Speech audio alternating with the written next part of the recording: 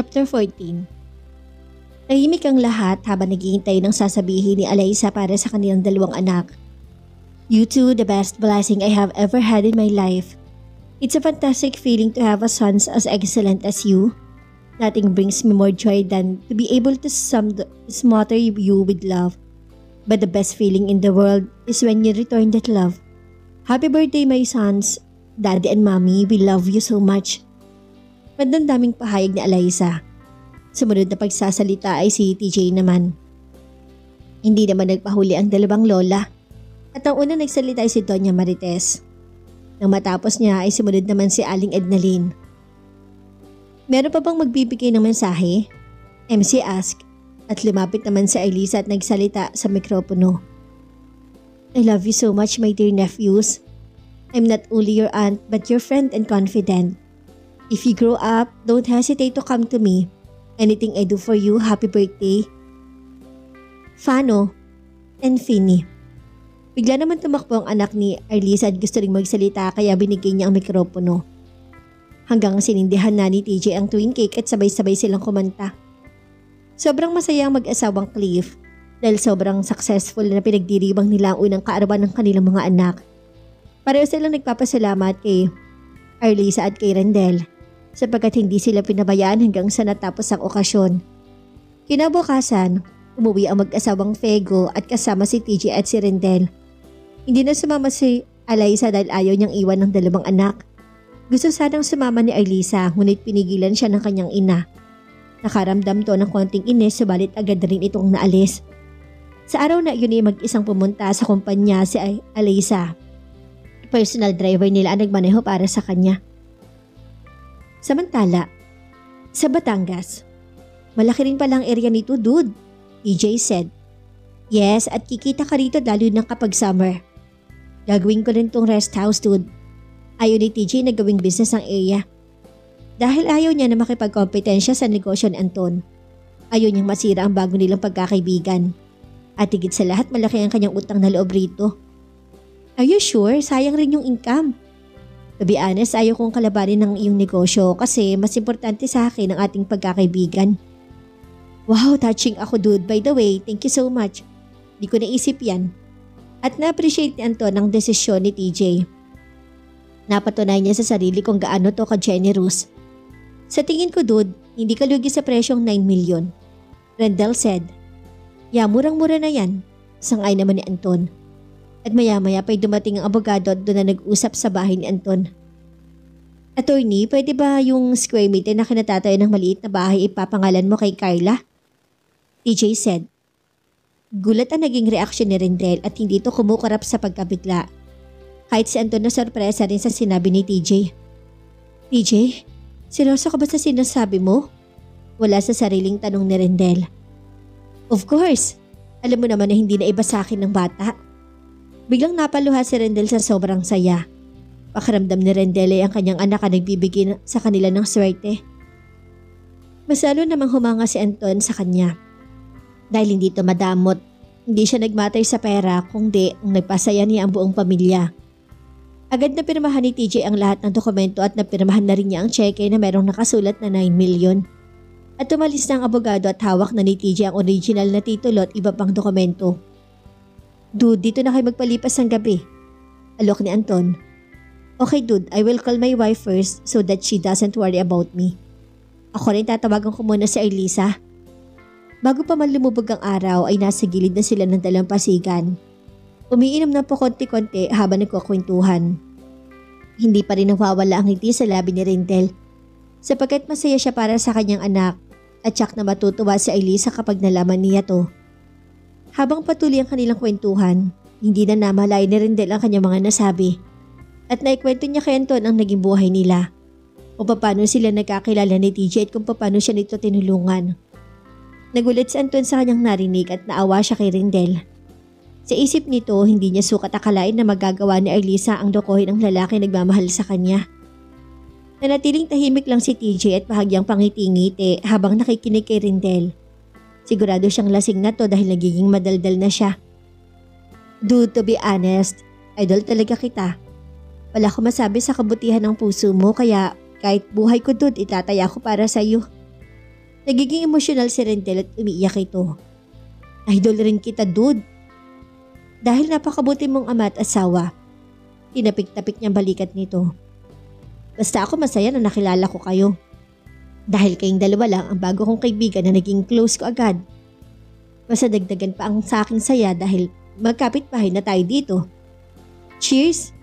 Itinaas si Anton ng kanyang baso at nagkampay ang tatlo. Tuloy ang kanilang kasiyahan at sinabayan pa nila ng pagkanta. Tumayo ang tatlo at sabay-sabay silang tumalon-talon habang patuloy sa kanilang pagkanta. Ang hindi nila alam, masayang binibidyo ni Carlota ang tatlo at pinasa niya to sa magkapatid. Tuwang-tuwa naman si Alyssa nang mapanood niya ang video. At sa mga oras na iyon ay nasa bahay nila si Arlisa. Tingnan mo ang dalawa, nagkasiyahan pa. Di man lang inisip na may naghihintay dito. Galit na pahayag niya Arlisa. Anong problema? Hayaan mo na Arlisa. Paminsan-minsan lang naman yan. Isa pa wala naman silang kasamang babae. Sa ngayon, oo wala. Pero sa susunod meron na. Sis, wala ka bang tiwala sa asawa mo? Alyssa asked to her twin. Meron naman. Nakayuko nitong sabi. Meron naman pala kaya hayaan mo na lang sila. Halika na kain muna tayo. Nagtungo sila sa kusina. Alyssa? Panimula niya. Tugon nito sabay subo nito ng kanin. Medyo na-bored na kasi ako sa bahay. Baka pwede mo kausapin si TJ na bigyan niya ako ng trabaho sa kumpanya. Okay, pagdating nila bukas, kakausapin ko si TJ.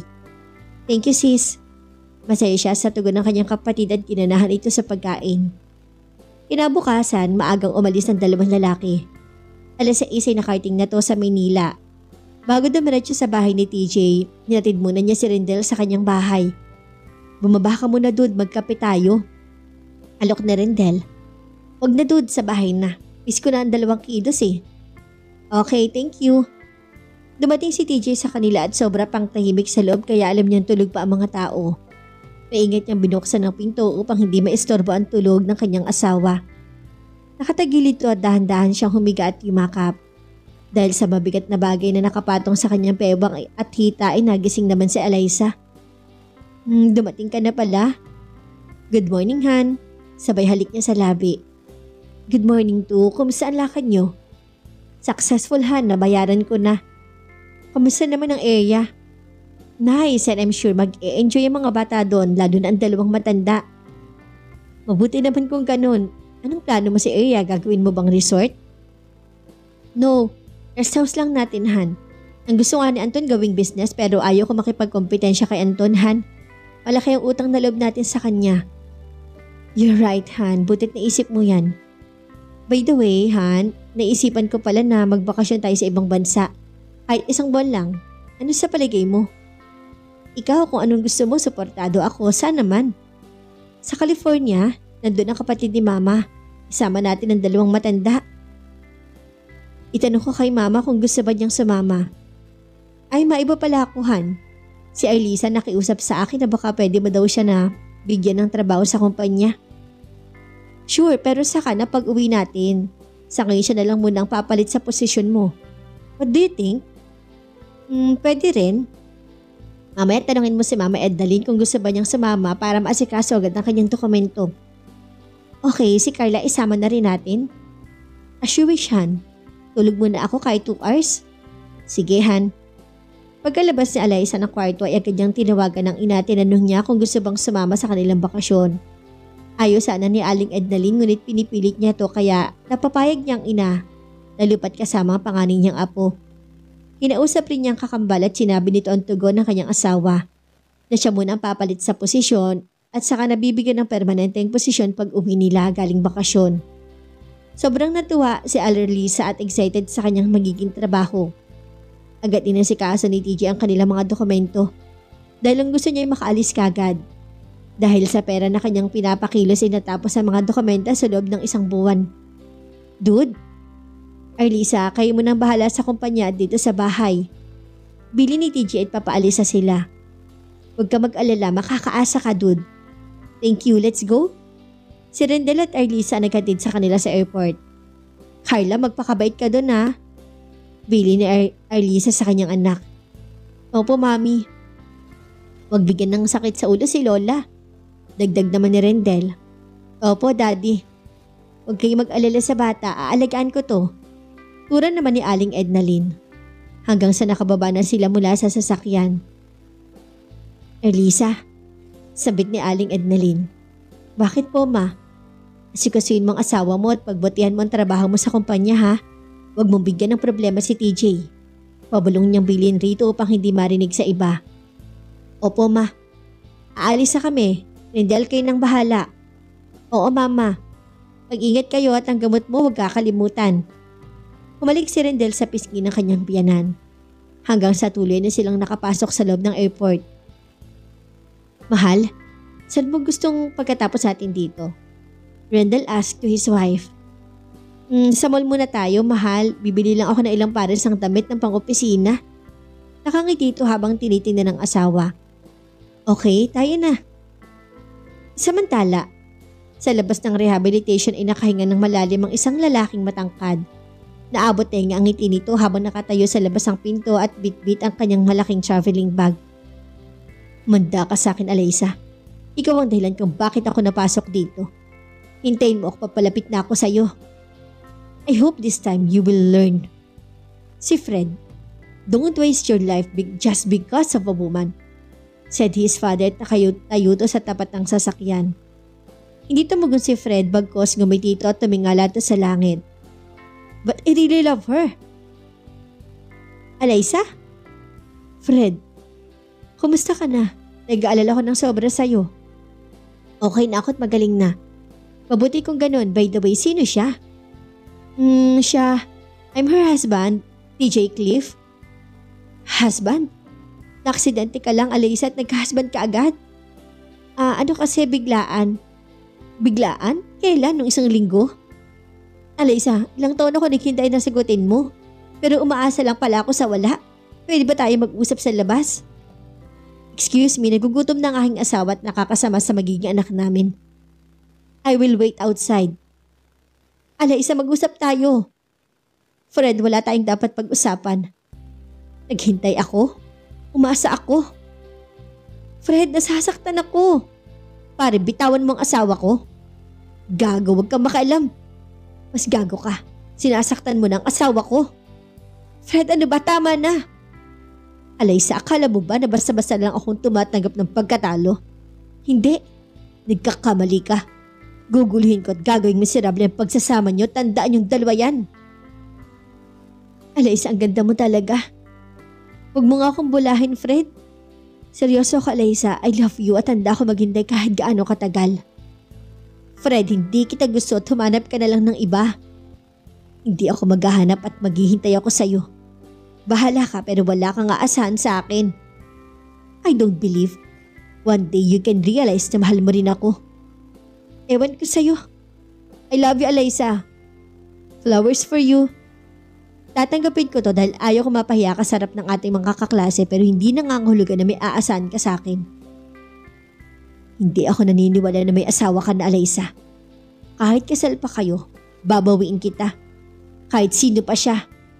Ako ang nauna kaya sa akin ka mapupunta. Kahit sang lupalop kayo magtago ay mahahanap ko pa rin kayo. Pagbabalik ng mga alaala ni Fred. Let's go. Naghihintay na ang mami mo. Sumakay si Fred at umupo sa tabi ng kanyang ama. Ano plano mo sa buhay? His father asked. Pahinga muna at enjoy ang life. Mas maganda siguro kung pupunta ka muna sa States. Kinabukasan, masaya si Alyssa na sumakay sa kanilang sasakyan papunta to sa kumpanya. Ito ang kanilang unang araw kaya medyo halo-halong emosyon ang kanyang nararamdaman. Excited ka ba, mahal? Tanong ni Rendel. Medyo, mahal. Dumaan kaya tayo sa bahay ni na Alyssa at silipin lang natin saglit. Sige, mahal. At dahil may remote at susi si Rendel sa bahay ay pumasok muna sila. At sakto sa kanilang pagpasok ay pumarada naman sa harap ng bahay ang kulay itim na Toyota Corolla. Na tila inabangan nito ang paglabas ni Alyssa ng bahay. Maya-maya pa ay muling lumabas ang kanilang sasakyan. Finally, I found you, Alyssa. Gilala si Fred at sinundan niya ang sasakyan ng mag-asawang Cristobal. Mahal, malapit lang ba ang opisina natin? Alyssa asked. Nope, nasa third floor ang opisina ko, mahal, at marami kami doon.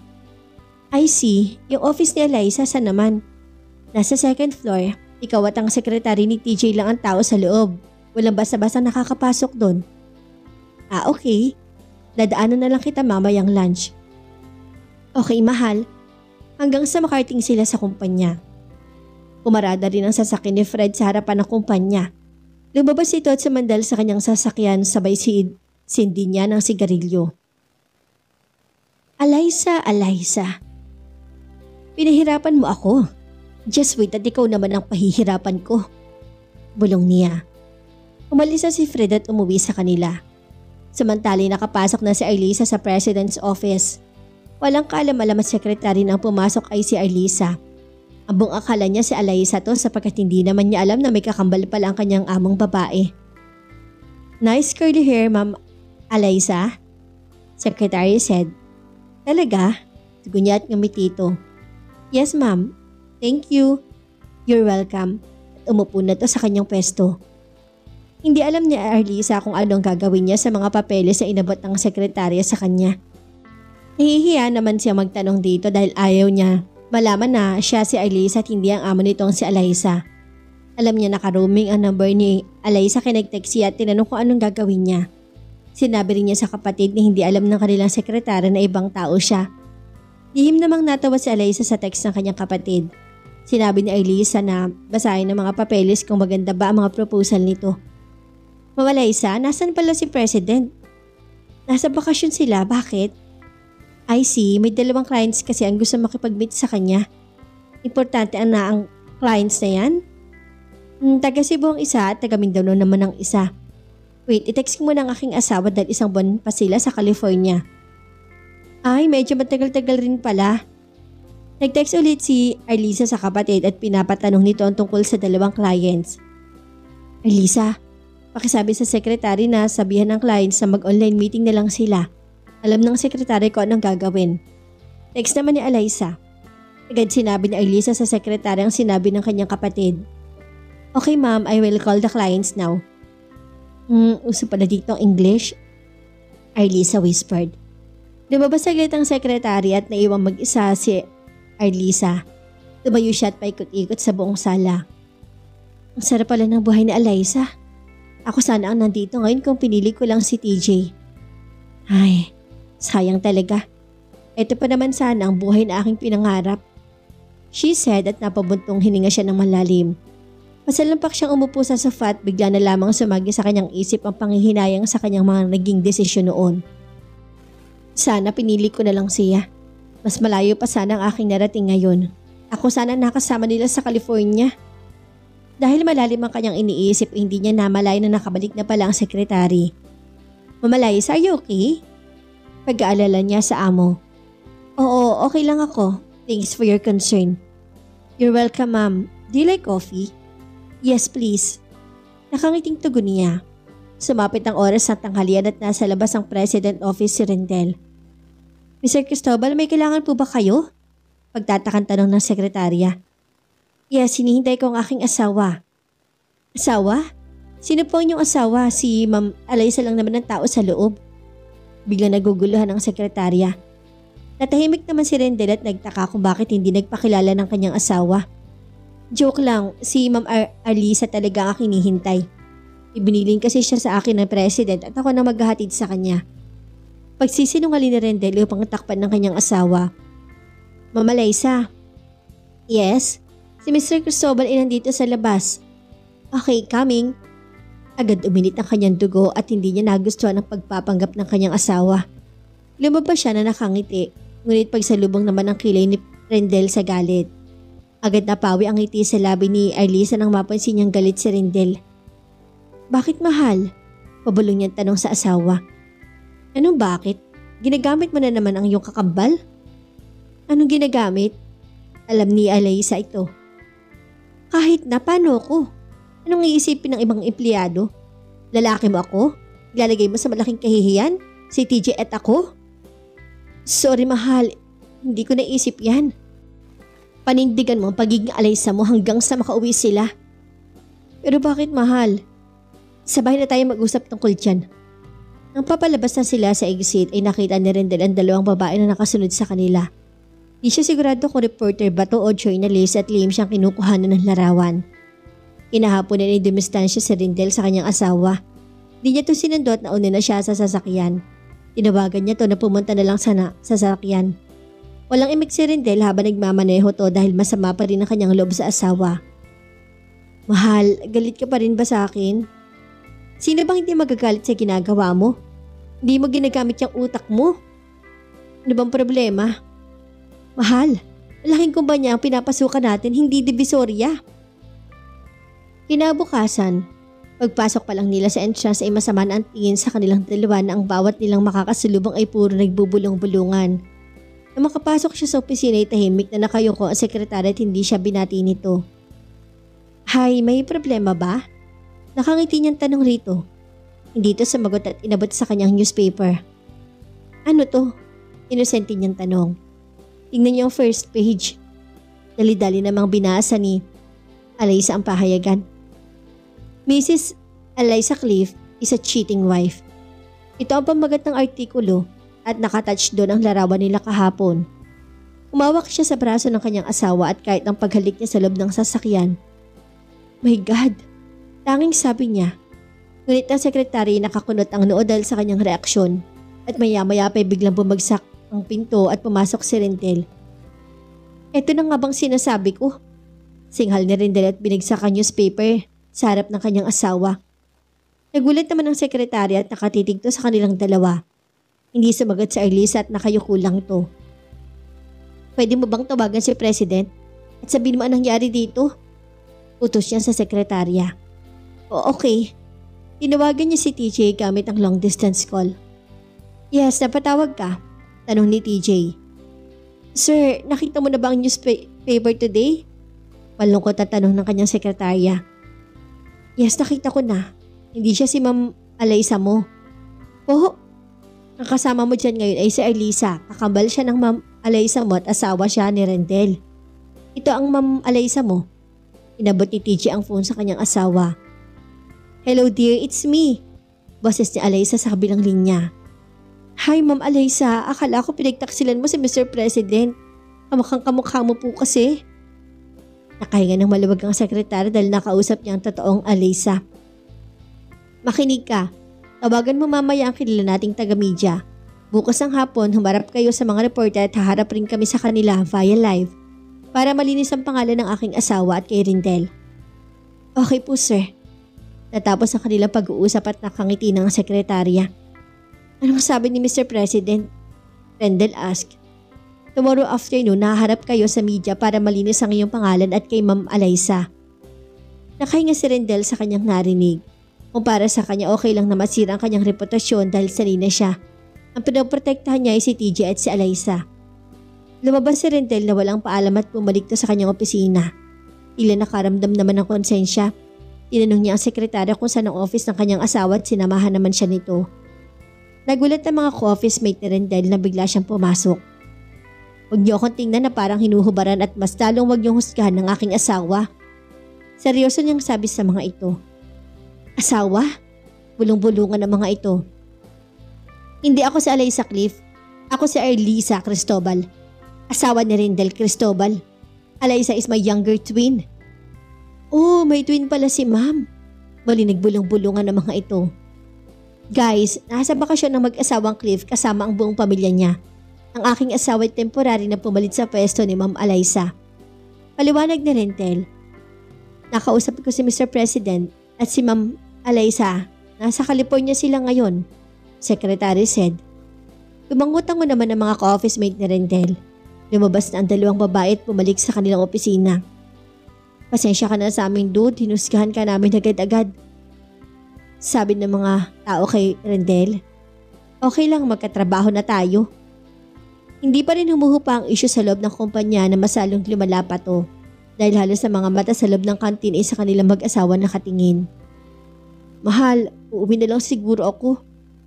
Nakayukong sabi ni Alyssa. Ihatid na kita at huwag kang mag-alala, magiging okay ang lahat bukas. Huwag mo na akong ihatid, mag-taxi na lang ako. Sigurado ka ba? Oo, mahal.